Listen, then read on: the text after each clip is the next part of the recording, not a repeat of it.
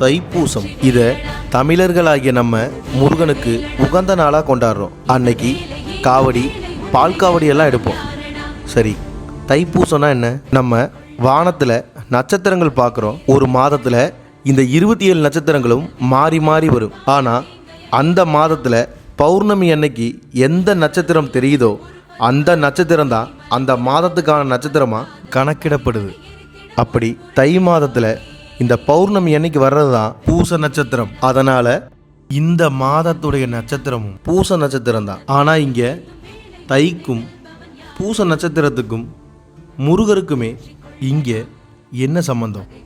இந்த காலகட்டத்தில் நெற்பயிர்கள் தாய்மை அடையும். இந்த தாய் தான் இங்கே தையா இருக்கு. இந்த காலகட்டத்தில் தான் நெற்பயிர்கள் பூ பூக்கும். இங்கே பூ பூக்கிறது தான் பூசம் என்றாயிடுச்சு. தைப்பூசத்துக்கு பால் காவடி எடுக்கிறது வழக்கம்.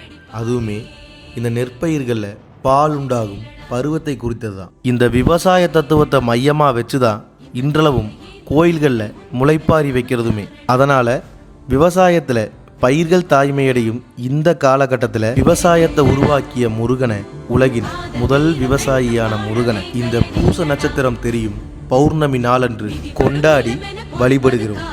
இதுவே தைப்பூசம்.